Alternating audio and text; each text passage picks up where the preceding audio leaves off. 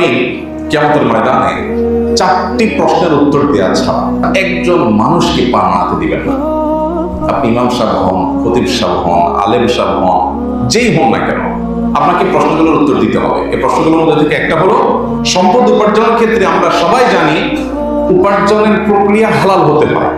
ঘুষের কারবার করে, সুদের কারবার করে, সুদি লোন নিয়ে, চুরি করে, ডাকাতি করে, ছিনতাই করে আরেকজনের হক মেরে টাকা কামাই করা যায় না, এটা আমরা সবাই জানি। কিন্তু যেটা জানি না সেটা হলো, আল্লাহ তাআলা শুধু এটা নিয়ে জিজ্ঞাসা করবেন না যে তুমি কিভাবে কামাই করেছো, কিভাবে কামাই করেছো, শুধু এই প্রশ্নই হবে না। এই প্রশ্নের পাশাপাশি আরেকটি প্রশ্ন করা হবে, কিভাবে ব্যয় করেছো। কামাই কিভাবে করেছো, ব্যয়ের প্রক্রিয়া কি ছিল, তুমি ব্যয় করতে গিয়ে সীমা ছাড়িয়ে চলে গেছো কিনা। ব্যয়ের ক্ষেত্রে একজন মুসলমান সবসময় মধ্যম পন্থা অবলম্বন করতে হবে। মিতব্যয়িতা, মধ্যম পন্থা ব্যয়ের ক্ষেত্রে, এটা আল্লাহ রাব্বুল আলামিনের প্রিয় বান্দা হতে গেলে খুবই গুরুত্বপূর্ণ একটি বিষয়। আল্লাহ সুবহানাহু ওয়া তাআলা কোরআনে কারীমে সূরা ফুরকানের মধ্যে ইবাদুর রহমান বা আল্লাহর বান্দাগণ, আল্লাহর প্রিয় বান্দাগণদের তালিকা, যাদেরকে আল্লাহ নিজে বান্দা হিসেবে পরিচয় দিয়েছেন, যাদেরকে আল্লাহ তাআলা বান্দা হিসেবে স্বীকৃতি দিয়েছেন, সে আল্লাহ কর্তৃক স্বীকৃত বান্দা হতে হলে, আমরা তো সবাই নিজেকে আল্লাহর বান্দা বলি, কিন্তু স্বয়ং আল্লাহ আমাদেরকে বান্দা হিসাবে স্বীকৃতি দিচ্ছেন, অ্যাকসেপ্ট করছেন বিশেষ কিছু বৈশিষ্ট্যের বিনিময়। সে বৈশিষ্ট্যগুলো কি? সে বৈশিষ্ট্যগুলোর মধ্য থেকে একটা হলো, আল্লাহ বলেছেন ওয়াল্লাযীনা ইযা আনফাকু লাম ইউসরিফু ওয়া লাম ইয়াকতুরু ওয়া কানা বাইনা যালিকা কাওয়ামা। রহমানের বান্দাদের একটা বৈশিষ্ট্য হলো, তারা যখন ব্যয় করে তখন ব্যয় করতে গিয়ে তারা ইসরাফ করে না, তাকদীরও করে না, তার অপচয় করে না, অপব্যয় করে না। অজায়গায় যেখানে খরচ করার দরকার নেই, অহেতুক সেখানে খরচ করা, এই কাজটাও তারা করে না। আর যেখানে খরচ করা দরকার কিন্তু সেখানে যতটুকু দরকার ততটুকু করে, এর চেয়ে বেশি করে না, অপচয় করে না। এটা গুরুত্বপূর্ণ একটা বিষয়। আজকের বাস্তবতায় আমরা যারা নিজেদেরকে মুসলমান দাবি করছি, এমনকি যারা মাশাআল্লাহ অন্যান্য ক্ষেত্রে প্র্যাকটিসিং মুসলিমের পরিচয় ধারণ করছেন, সমাজের কাছে স্বীকৃত প্র্যাকটিসিং মুসলিম হিসেবে, সেই ভাইদের মধ্যে, সে বোনদের মধ্যেও এই রোগটা এখন প্রকট আকার ধারণ করেছে। আমরা ব্যয়ের ক্ষেত্রে প্রচুর অপচয় করি, অপব্যয় করি, এবং এটার জন্য যে আল্লাহর কাছে জবাবদিহিতা আছে, এখানেও যে হালাল হারামের ব্যাপার আছে আমরা অনেকে জানি না। আপনার উপার্জনটা হালাল, হালাল উপার্জনের টাকা দিয়ে আপনি যদি অপচয় করেন, সেটা কি হালাল হবে না হারাম হবে? আপনার উপার্জনটা হালাল, টাকা কামাই করছেন হালাল উপায়ে, মাশাআল্লাহ। এখন খরচ করতে গিয়ে যেখানে আসলে 10 টাকা খরচ করলে হয়, ওখানে অহেতুক 20 টাকা 30 টাকা খরচ করছেন একটু ভাবসাব জাহির করার জন্য। এই যে অপচয় করলেন, এটা কি হালাল হবে না হারাম হবে? হারাম। কারণ আল্লাহ রাব্বুল আলামিন কোরআনে কারীমে বলেছেন, কুলু ওয়াশরাবু ওয়া লা তুসরিফু। তোমরা খাও, পান করো, পানাহার করো, আল্লাহর দেয়া উপার্জিত রিজিক থেকে তুমি পানাহার করতে পারো, সেটা হালাল, কিন্তু অপচয় করতে পারবে না। পানাহার করতে গিয়ে অপচয় করা যাবে না। আল্লাহ রাব্বুল আলামিন কোরআনে কারীমে আরো বলেছেন, ওয়ালা তাজআল ইয়াদাকা মাগলুলা ইলা উনুকিক ওয়ালা তাবসুতহা কুল্লাল বাসাত। তোমার হাত একেবারে তোমার কাঁধে এনে ওটাকে বেঁধে ফেলো না, অর্থাৎ বহিল হয়ে যায় না। হাত একেবারে বেঁধে রেখে দিও না, যে খরচই করবা না, কৃপণ হইও না। ওয়ালা তাবসুতহা কুল্লাল বাসাত। আর খরচ করতে গিয়ে আবার একেবারে সব ছেড়ে ছেড়ে দিলা, কোনো বাইন্ডিংস নাই, তোমার বিবেকে কোনো বাঁধ নাই যে কোথায় আমি খরচ করব, কতটুকু করব, কোথায় গিয়ে আমি থামবো খরচ করতে গিয়ে, এই হিসেব নিকাশ তোমার নাই, এরকমও যেন হইল না। সূরা ফুরকানের আয়াতে আল্লাহ সুবহানাহু ওয়া তাআলা বলেছেন শেষে, ওয়া কানা বাইনা যালিকা কাওয়ামা। অপচয়, অপব্যয়, এই দুইটার মধ্যবর্তী, দুইটাকেই পরিহার করে যতটুকু দরকার হয় ততটুকু খরচ করে রহমান বান্দা। আমাদের জীবনে আমরা যদি তাকাই, তো আমরা দেখবো যে আমরা দৈনন্দিন জীবনে বিভিন্ন সময় অপচয়, অপব্যয় করি। বিশেষ করে আধুনিক পৃথিবীতে লাইফস্টাইলটা এমন করা হয়েছে যে মানুষ অনেক ক্ষেত্রে অপচয় করাটাকে মনে করা হয় মানুষের বদান্যতা, বড় মনের পরিচয়। অপচয় যে করে না তাকে সমাজ, সমাজের মানুষ, এমনকি পরিবারের সদস্যরা পর্যন্ত কৃপণ মনে করে। কারণ আপনার মেহমানদারিতে 2 পদ 4 পদ হয়, আপনি 16 পদ 17 পদ করলেন। মেহমানদারিতে কিছুটা তাকাল্লুফ, কিছুটা কৃত্রিমতা, কিছুটা আপনার মেহমানের খাতিরে একটু বেশি করা, এটা অনুমোদিত, কিন্তু তার একটা সীমা আছে। আপনি বাসায় 2 তরকারি দিয়ে খান, মেহমান এসেছে 4 তরকারি করেছেন, 5টা তরকারি করেছেন, 1টা 2টা ভর্তা করেছেন, এতটুকু পর্যন্ত মেহমান নিতে পারবে, মেহমানের এটা লোড করার ক্ষমতা আছে। কিন্তু আপনার আইটেম যদি হয় 19-20টা, কি বলেন, মেহমান খেতে পারবে? এটা কি যৌক্তিক? 19-20 পদ 25 পদ খানা কি আসলে একজন মেহমান খাইতে পারে? খাইতে পারে। কিন্তু আপনি করেন, আমরা করি। ওই লোকও করে যেই লোক অভিযোগ করে যে ব্যবসার অবস্থা ভালো না, চাকরি নাই, হাতের অবস্থা ভালো না, টাকা পয়সা নাই। ওই নাইটা অবশ্য করে হলো যখন ভাই বোনকে দেওয়ার ব্যাপার আছে, যখন দান করার ব্যাপার আসে, যখন কেউ লোন চায়, তখন নাই। আবার যখন মেহমান আসে, মেহমানের সামনে নিজের অবস্থান প্রকাশ করার একটা ব্যাপার স্যাপার আসে, তখন কিন্তু আরে নাই, তখন হলো খাই। তখন হলো কি? খাই। ভাইরা আমার, সাহাবায়ে কেরামের একটা বৈশিষ্ট্য ছিল, কানু আকাল্লুহুম তাকাল্লুফান, তাদের মধ্যে কৃত্রিমতা সবচেয়ে কম ছিল, সরলতা ছিল, 2 নম্বরই ছিল। আর আমাদের মধ্যে 2 নম্বরই। কিভাবে 2 নম্বরই? আপনি 18-19 পদ 20 পদ করলেন, এই যে 20 পদ করলেন, আপনি নিজেও জানেন একজন মানুষ 20 আইটেম দিয়ে আসলে খেতে পারবে না, পেটের সাইজ এত বড় না। তাহলে কেন করছেন? এটা একটা ভাবসাবের ব্যাপার যে আপনার বাসায় 20 পদের আইটেম করছে, 20 পদের খাবার জোগাড় করেছেন, মানে আপনি অনেক মেহমান নওয়াজ মানুষ, আপনার বিশাল কলিজা, এটা আপনি প্রমাণ করছেন। এই 20 আইটেম করার পর আমাদের দেশে দেখা যায় মেহমানকে শোনায় যে আসলে আজকে একটু বাজারে যেতে চাইছিলাম, ঝামেলায় পড়ে গেছি, যেতে পারি নাই, হাঁসটা বাকি ছিল, একটু আনবো, আনা হয় নাই, আপনি কিছু মনে করেন না। মানে 20 পদ করছি, এটা আপনি কি মনে করছেন? এটা তো আমাদের কোনো ইস্যুই না। আরে আমি আরো 2-4 বছর করতে চাইছি, মাইন্ড ইট। আমি মানুষটা কত বড় কলিজা বোঝার চেষ্টা করেন। এটা হলো ওইটার তর্জমা। কথা বুঝে আসছে? শুটকি ভর্তাটা আপনার ভাবি করতে চাইছিল, ভুলে গেছে, বেচারি করতে পারেনি। আরেকটা ভর্তা বাদ গেছে বুয়ার কারণে, বুয়া বলছিল, খেয়াল করে নেই। মানে আপনি যে 20 পদ দেখছেন, এটা তো কোনো ইস্যুই না। আপনি কি মনে করেন আমাকে? আমার ওয়াইফ আরো 5 পদ করতো, যা সুযোগের অভাবে করতে পারে নাই। মানে আপনি বোঝার চেষ্টা করেন যে আমরা কত বড় কলিজার মানুষ। এটা হলো মেহমানের সামনের অ্যাপ্রোচ। মেহমান চলে যাওয়ার পরে এবার জানাবো দুইজনই, 2 দিন পর পরে মেহমান আর পারা যায় না, কত পারা যায়, নিঃশ্বাস ফেলতে পারি না। এটা হলো মেহমান পুরো চলে যাওয়ার পরের অ্যাপ্রোচ নিজেদের মধ্যে। এটা কি সরলতা নাকি মুনাফিকি? মুনাফিকি। এই মুনাফিকিটা কি আমাদের সমাজে আছে না নাই? আছে, ব্যাপকভাবে আছে। মেহমানের সামনে ভাই কিছুই তো করতে পারলাম না, সরি। মেহমানদারিতে কিছুটা কৃত্রিমতা চলে। ইব্রাহিম আলাইহিস সালামের মেহমানদারির আলোচনা আল্লাহ তাআলা কোরআনে উল্লেখ করেছেন। ফাজা বিআজলিন হানিস, ফেরেশতারা যখন আসছেন, ফেরেশতারা যে খান না সেটা আপনি জানেন, কিন্তু এরা মানুষের রূপ ধারণ করে আসছে, ফেরেশতা যে জানতেন না, এজন্য গোটা বকরি একেবারে ডাইরেক্ট ফ্রাই করা গোটা বকরি দিয়ে দিয়েছেন।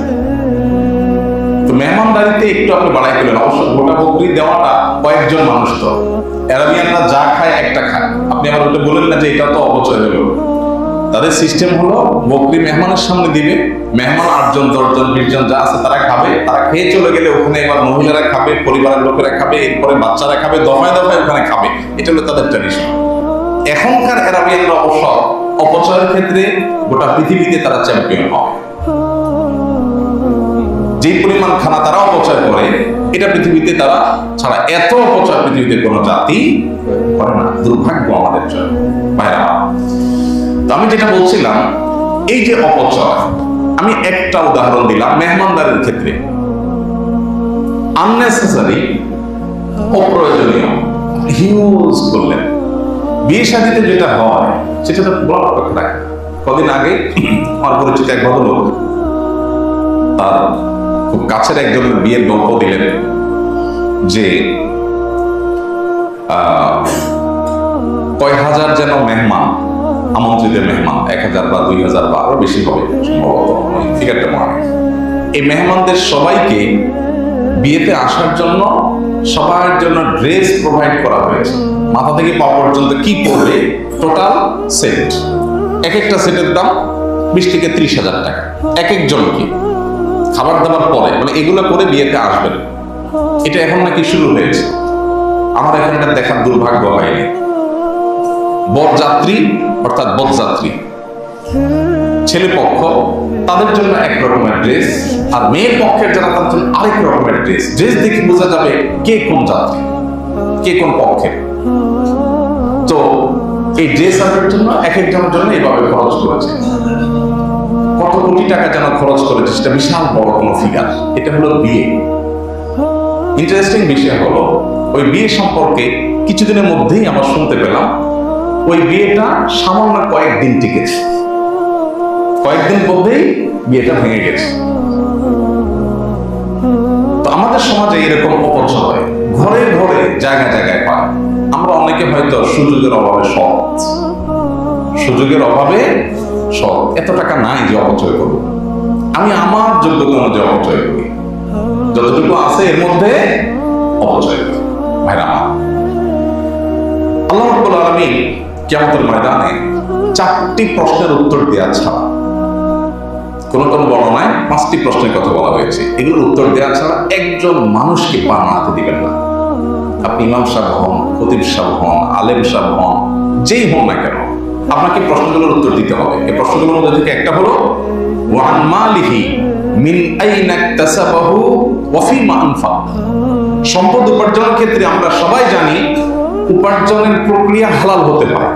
ঘুষের কারবার করে, সুদের কারবার করে, সুদি লোন নিয়ে, চুরি করে, ডাকাতি করে, ছিনতাই করে আরেকজনের হক মেরে টাকা কামাই করা যায় না, এটা আমরা সবাই জানি। কিন্তু যেটা জানি না সেটা হলো আল্লাহ তাআলা শুধু এটা নিয়ে জিজ্ঞাসা করবেন না যে তুমি কিভাবে কামাই করেছো, কিভাবে কামাই করেছো, শুধু এই প্রশ্নই হবে না। এই প্রশ্নের পাশাপাশি আরেকটি প্রশ্ন করা হবে, কিভাবে ব্যয় করেছো। কামাই কিভাবে করেছো, ব্যয়ের প্রক্রিয়া কি ছিল, তুমি ব্যয় করতে গিয়ে সীমা ছাড়িয়ে চলে গেছো কিনা। আমার একটা ছেলে, আমার ছেলে বলছে, ছেলে চাইছে কোনো দিকে, বাস আর কোনো কথা নেই। টাকা কত ডাজ নট ম্যাটার, বাসায় আরো 5টা আছে সেটা কোনো ব্যাপার না, ছেলে চাইছে আমার একটা ছেলে। এগুলো অপচয়। আমি একটা কথা প্রায় বলার চেষ্টা করি, নিজের পরিবারের সদস্যদেরকে, ছেলে মেয়েদেরকে ভোগী বানাবেন না, ত্যাগী বানাবেন। ভোগ করার জন্য কোনো যোগ্যতার দরকার হয় না। গরিবের ছেলে, গ্রামের ছেলে, একেবারে অশিক্ষিত মানুষ ভোগ করতে দিলে দেখবেন সেও পারে। ভোগ করার জন্য কোনো যোগ্যতার দরকার হয় না। যোগ্যতা লাগে কিসের জন্য? ত্যাগের জন্য। সন্তানকে যদি যোগ্য বানাতে চান তাহলে তাকে ত্যাগ শিখান। তোমার একটা জিনিস মন চাইছে, বাবা আমার পকেটে টাকাও আছে, অভাব নাই আল্লাহর বদলে, কিন্তু এটা যেহেতু তোমার খুব বেশি দরকার নাই, অতএব এটা আমরা নেব না। এই স্যাক্রিফাইস তোমাকে শিখতে হবে। এখন এই স্যাক্রিফাইস বাবা মারা শেখান না। বাবা মাদের এখন হাবুদাস হলো আমার ছেলেটার চাহিদা পূরণ করতে পারি নাই। সবার ছেলের হাতে 1 হাত লম্বা মোবাইল, আমার ছেলেকে একটা মোবাইল কিনে দিতে পারলাম না। এই আফসোস বাবা মার মধ্যে। বাবা মার মধ্যে এই চেতনা নেই যে আমার সন্তানকে নিয়ে বসে চিন্তা করবো, আলাপ করবো, বাবা এই মোবাইলটা কি খুব বেশি ইম্পর্টেন্ট, এই মোবাইল ছাড়া কি চলা যায় না, এই মোবাইল ছাড়া কি তুমি তোমার জায়গায় পৌঁছতে পারবা না, তুমি যেই টাকাটা তোমার কোন একটা ডিমান্ড পূরণ করতে গিয়ে খরচ করবা, এই টাকাটা খরচটা কমায়া তুমি একটা গরিবকে দান করতে পারো। তাকে অপশন আমরা দেই না, আমরা চিন্তা করি আমার ছেলে চাইছে, একটা ছেলে একটা মেয়ে, কারণ একটা বেশিতে এখন আর নাই, বেশিরভাগই একটার মধ্যে সীমাবদ্ধ, কারণ আমরা অনেক স্মার্ট। তো ছেলে মেয়েদের চাহিদা পূরণ করতে গিয়ে, পরিবারের সদস্যদের চাহিদা পূরণ করতে গিয়ে, নিজেদের যে দুনিয়াবি ডিমান্ড আছে এটাকে পূরণ করতে গিয়ে আমরা পাগল করা হয়ে যায়। আমাদের কোনো হুঁশ থাকে না, কত খরচ করছে, কত ব্যয় হচ্ছে, আমাদের কাছে কোনো গুরুত্বপূর্ণ বিষয় নয়। আল্লাহ তাআলা আমাদেরকে হেদায়েত দান করুন। গোটা পৃথিবীতে যদি আপনি তাকান, দেখতে পাবেন গোটা দুনিয়া এখন ভোগবাদের জয় জয়কার চলছে। চতুর্দিকে শুধু ভোগ আর ভোগ ছাড়া কিচ্ছু দেখবেন না। ইসলাম মানুষকে কন্ট্রোল করতে বলে, কন্ট্রোলিং শেখাইতে আসছে ইসলাম, যে আপনি জায়গায় জায়গায় কন্ট্রোল করবেন, কন্ট্রোল করা শিখাবেন পরিবারের সদস্যদেরকে, নিয়ন্ত্রণ শিখাবেন। আমি যেখানে সেখানে পা দেব না, যেখানে সেখানে হাত দেব না, যেটা সেটা কিনবো না, যেটা সেটা করবো না, ভাবসাব জাহির করার জন্য, সমাজে মানুষের কাছ থেকে ওয়াও শোনার জন্য আমি যদি কোনো কিছু করি, তাহলে এটা আমার নিচু চিন্তার প্রমাণ বহন করে, এটা উঁচু চিন্তার প্রমাণ বহন করে। সম্পদ হলেই ভোগ করতে হবে, ভোগবাদী হইতে হবে, অপচয়কারী হইতে হবে, টাকা পয়সা উড়াইতে হবে, এটা ছোট লোকের চিন্তা, এটা কখনো বড় লোকের চিন্তা না। তাহলে বড় লোকের চিন্তা কি? বড় লোকের চিন্তা হলো আল্লাহ আমাকে অর্ডার দিয়েছে, তারপর আমি সাদা মাথা চললাম, আমার অর্ডার দিয়ে মানুষের উপকার করলাম, মানুষের সেবা করলাম। অনেকে আছেন সামান্য একটু শখ পূরণ করতে গিয়ে লাখ টাকা উড়িয়ে দিচ্ছেন, সামান্য শখ, যে শখটা আসলে খুব বেশি গুরুত্বপূর্ণ কিছু না, সেটার জন্য তিনি লাখ টাকা উড়িয়ে দিচ্ছেন। অথচ এই লক্ষ টাকা অনেক অসহায় পরিবার যারা বৃষ্টিতে তাদের ঘরে, কুড়ের ঘরে পানি পড়ে জবজব করে, শীত নিবারণ করতে পারে না, 1 লক্ষ টাকা দিলে তারা মাথা গোজাবার জন্য একটা ছোট টিনের ঘর করতে পারে। একটা পরিবার একটা স্থায়ী সমাধান হতে পারে, বছরকে বছর সেখানে বসবাস করতে পারে পরিবার নিয়ে, বাচ্চাদেরকে নিয়ে। আমি সেটা মাত্র আমার সামান্য একটু শখ পূরণ করার জন্য খরচ করছি। এক বিন্দু পরিমাণ বুকের মধ্যে আমার অপরাধ বোধ আমার মধ্যে জাগ্রত হচ্ছে না, আমার মধ্যে একটু বাধা আসছে না, একটু আমার সেন্স কাজ করছে না। এটা ইন্ডিকেটর। কিসের ইন্ডিকেটর? যে আমি আসলে ফাসিক আছি, আমি আখিরাতমুখী না, আমি আল্লাহমুখী না। গোটা পৃথিবীতে ভোগবাদের জয় জয়কার। ভোগবাদকে এমন ভাবে প্রতিষ্ঠা করা হয়েছে যে লাইফ যত এক্সপেন্সিভ হবে তত উন্নত দেশ। গোটা পৃথিবীতে তাকান, যে দিকে তাকাবেন, যেই দেশে যাবেন, যেই দেশে লাইফ যত বেশি এক্সপেন্সিভ, যেখানে জীবন ধারণ করতে 1 গাদা টাকা লাগে, সে দেশ তত উন্নত। এটা হলো আমাদের কাছে উন্নত হওয়ার ডেফিনিশন। স্বামীর একার উপার্জনে চলতে পারে না, স্ত্রীকেও কামাই করতে হয়, সেটা উন্নত। এই যে উন্নতির যে ডেফিনেশনটা আমাদের ব্রেইনে সেটেল হয়ে আছে, এস্টাবলিশড হয়ে আছে, আমাদের সমাজে প্রতিষ্ঠিত হয়ে আছে, এই জায়গাটাকে আমাদের একটু ভাবতে হবে, আসলে কি এটা উন্নতি?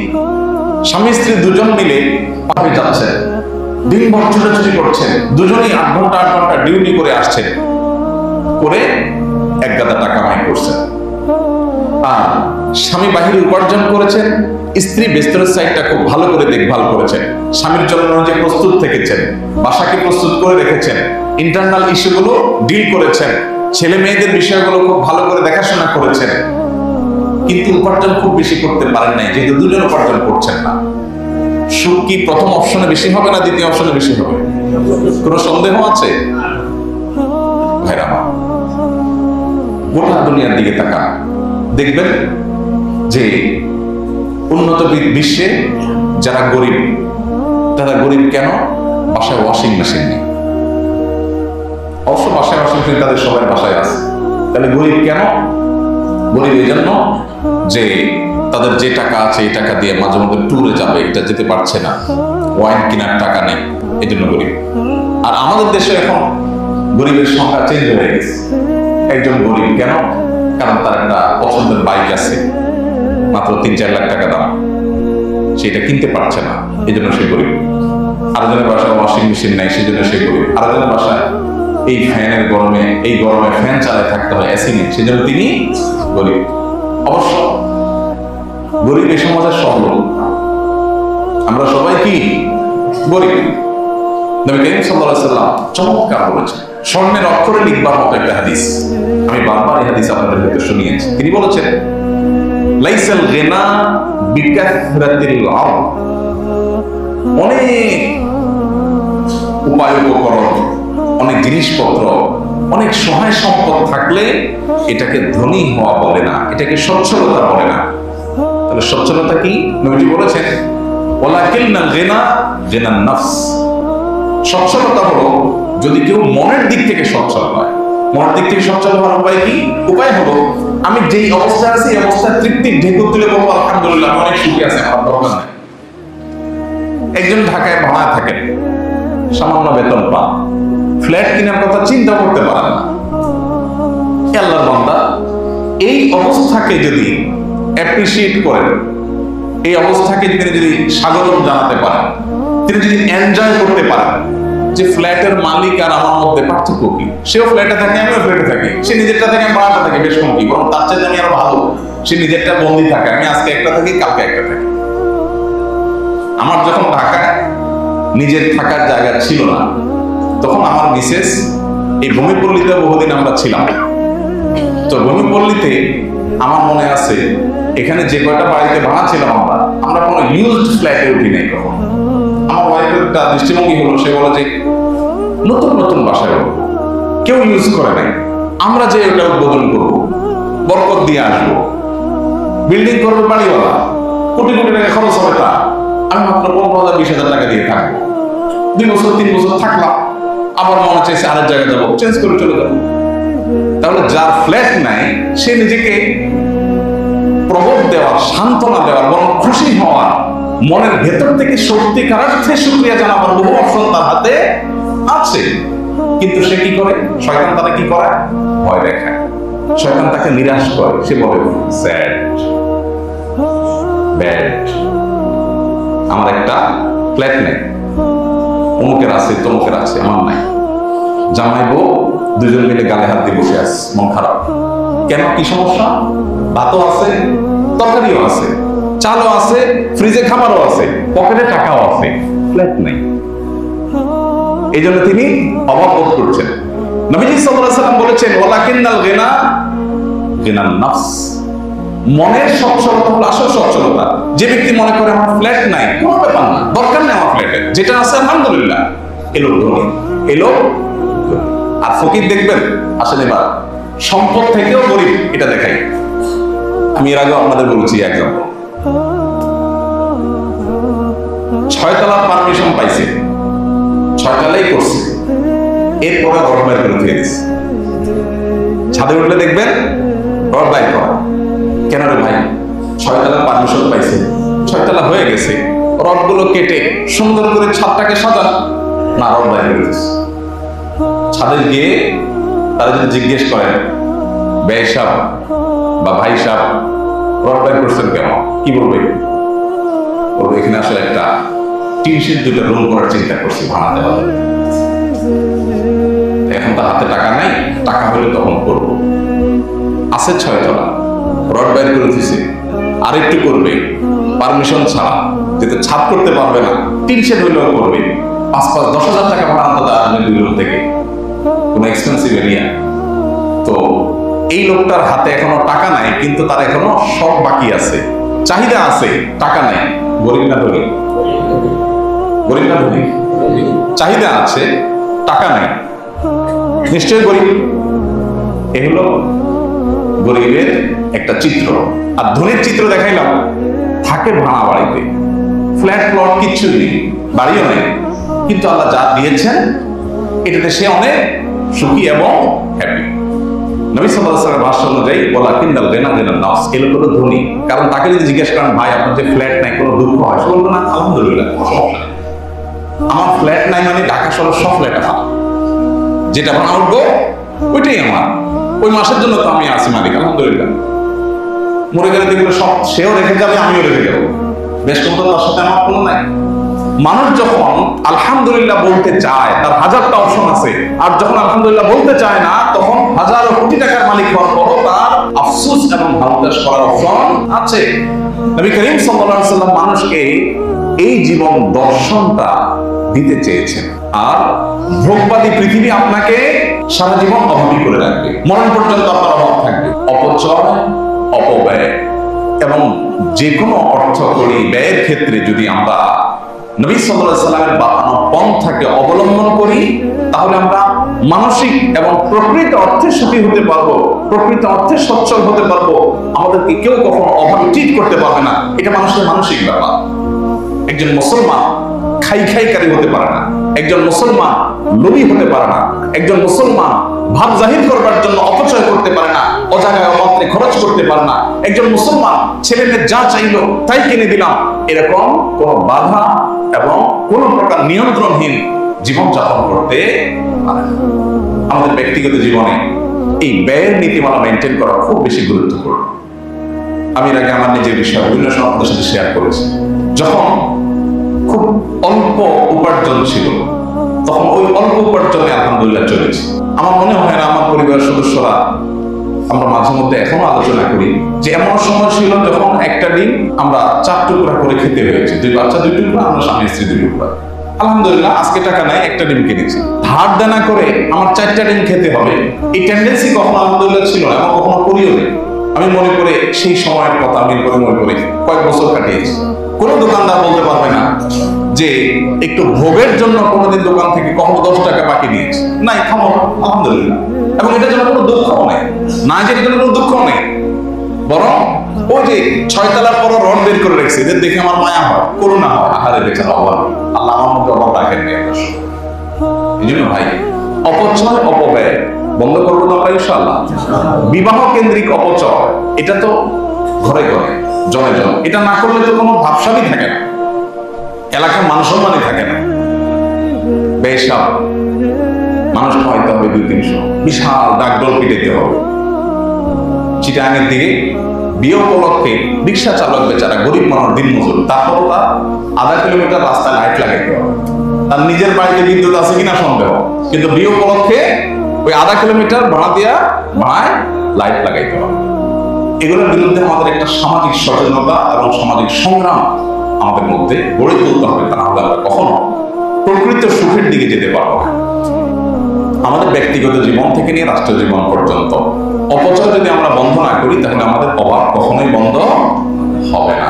আর একজন মুসলমান হিসাবে আমার অভাব থাকুক আর না থাকুক, অভাব থাকুক বা না থাকুক, আমি লৌকিকতা করতে গিয়ে, প্রদর্শন করতে গিয়ে, মানুষকে দেখাতে গিয়ে, ব্যবসা জাহির করতে গিয়ে, মনের তথাকথিত স্বাদ আহ্লাদ এগুলো পূরণ করতে গিয়ে আমি যদি প্রয়োজনের চাইতে একটু বেশি খরচ করি, আল্লাহর কাছে জবাবদিহি করে।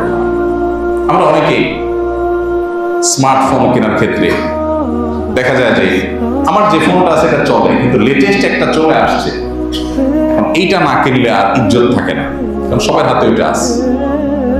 এরকমটা আছে না নাই বলে আছে। অনেকে আছেন একদম সবচেয়ে লেটেস্ট মডেলের একটা সেট কিনে ওই বন্ধুদের কাছে যাচ্ছেন। আমাদের প্রবাসী অনেক ভাই আছেন, দেশে আসার সময় সবচেয়ে দামিটা কিনে আনছেন। কেন? কারণ বাজারে যাওয়ার পরে মানুষ দেখে বলবে, ভাই এটা কি সেট দেখিনি তো আগে, ওইটা নতুন বাইক হয়েছে, এখন দেশে আসেনি। মানে বোঝার চেষ্টা করো আমি মানুষটা কে, তোমরা যেটা চোখে দেখো না মিয়া, ওইটা আমি নিয়ে আসছি, বুঝো? এই হলো তর্জমা, এটা হলো ওই মোড়ের তর্জমা।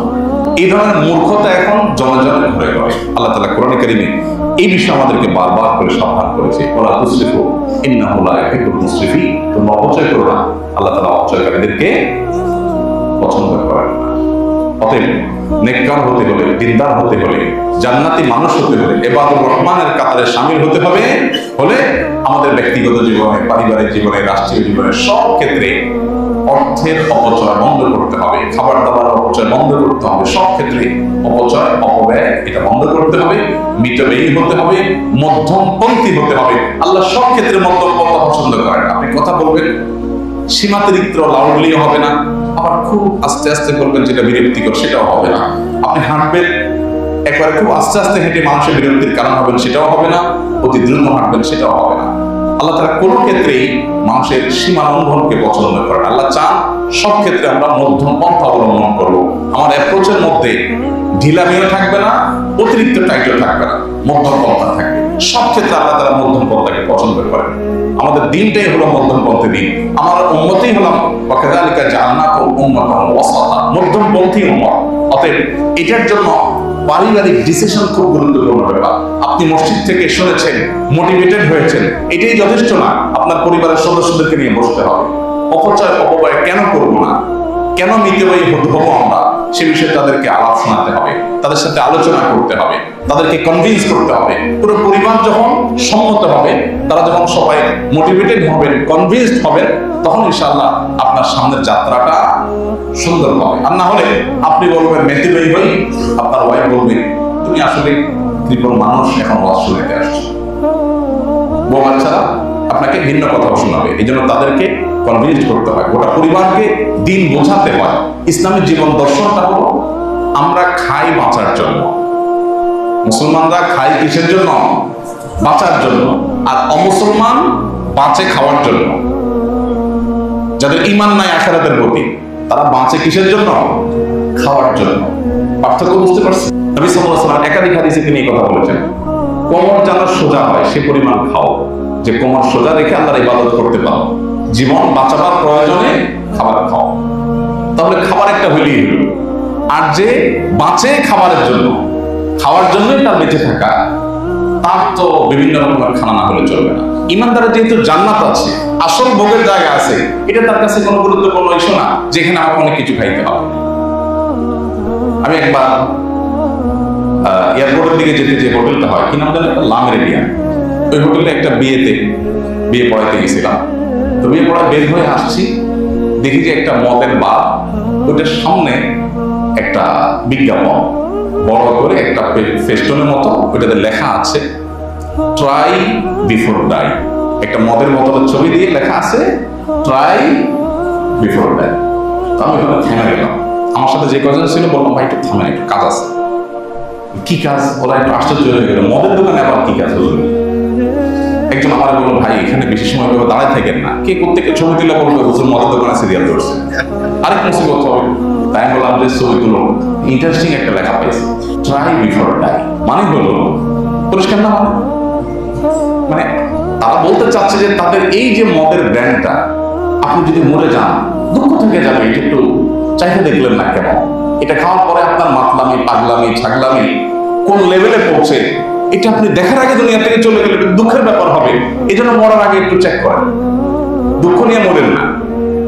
আর ইমানদারের দৃষ্টিভঙ্গি হলো যে আমি যদি কোনো শখ থাকে আর পূরণ করতে না পারি, হালাল শখ যদি থাকে আর পূরণ করতে না পারি, আল্লাহ রাব্বুল আলামিন বিশেষ করে আল্লাহর জন্য যদি স্যাক্রিফাইস করি, আল্লাহ আমাকে সেটা জান্নাতে দান করবেন। তাহলে ইমানদারের কি ট্রাই বিফোর ডাই এর কোনো থিংকিং আছে, দরকার আছে? কত যে সমৃদ্ধ আল্লাহ আমাদেরকে করেছেন, কত যে ধনী আমরা, কত যে সচ্ছল আমরা, আমাদের চিন্তার জায়গাটা যে কত স্ট্রং, কত মজবুত, কত সুদৃঢ়, আর ওরা যে কত মিসকিন, কত অসহায়, কত অভাবী, এই পার্থক্যটা আমরা অনেক মুসলমান করতে পারি। আল্লাহ তাআলা আমাদেরকে ইসলামের নিয়ামতের জন্য শুকরিয়া আদায় করার তৌফিক দান করুন।